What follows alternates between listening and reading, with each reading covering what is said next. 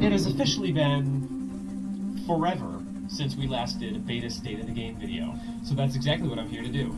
We're entering the final stages of development. We have really cool stuff like Kickstarter backer merch and stickers, and it's awesome. So we're going to get into what the actual game looks like. Before we even talk about any new content in the game itself just looks better than we last talked about it 8 whole months ago.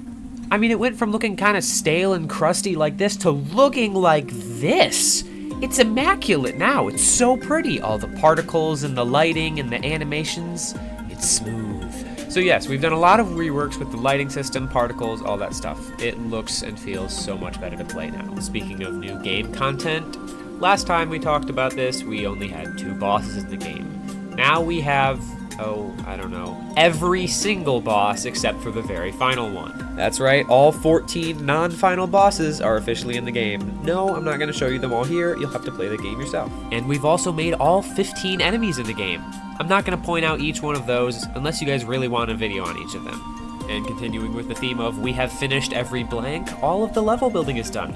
Each of the 7 levels has been fully built. If you want some lore and backstory on the levels, stay tuned for the ongoing series of our DCM reports. We've also done a ton of balancing for the entire game. We've recently had our beta testers playtest the game and give us their feedback.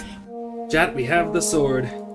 And so we've been tweaking all the little numbers behind the scenes to make the game feel the best it can be. Challenging, but rewarding and enjoyable. That's a pretty good overarching summary, but let me get into my favorite parts about this new update.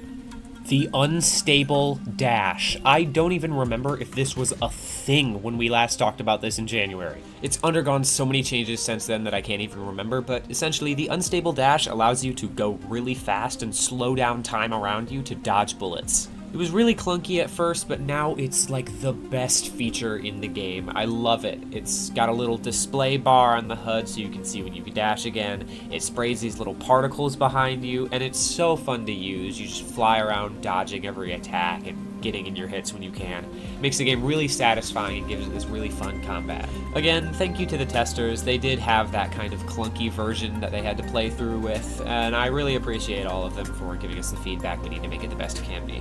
2 other key features in this update that I think are pretty cool are the Shopmaster and the Atomic Locker. They kind of go hand in hand. The Shopmaster is this cool guy who kind of controls his own little dimension that whenever you go to a checkpoint, if it's been long enough, you can access his shop domain, where he'll sell you items from across all the levels.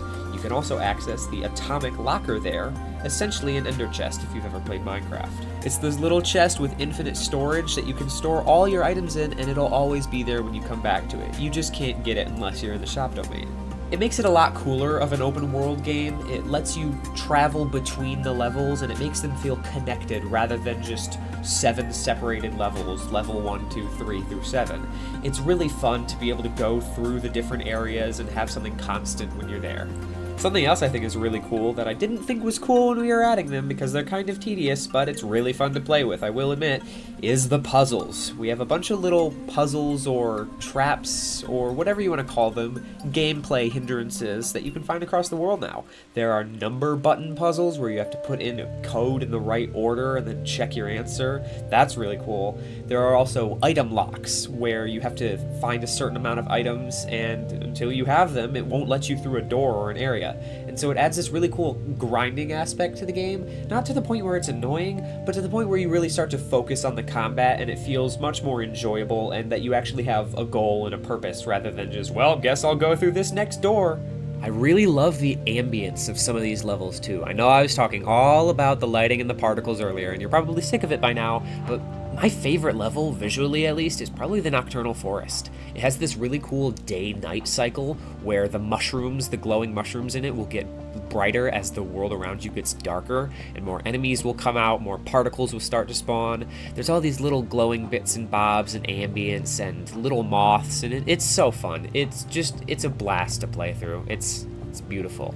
And my real favorite part that I wish I could say more about, but I don't want to spoil the whole game, are the boss fights. These were all coded within like a 2-month span over the summer, And it was a lot of fun to work on them, make each one feel different and unique and fun in their own way. And I love all of them so much, and I can't wait for you guys to play them. But that's pretty much it for this update. Those are all the major features I wanted to talk about. If you guys have any questions about anything I mentioned, you can join our Discord or ask me in the comments. Right now we're running weekly graffiti art events where you can enter to be in our game. I'll see you in the next one.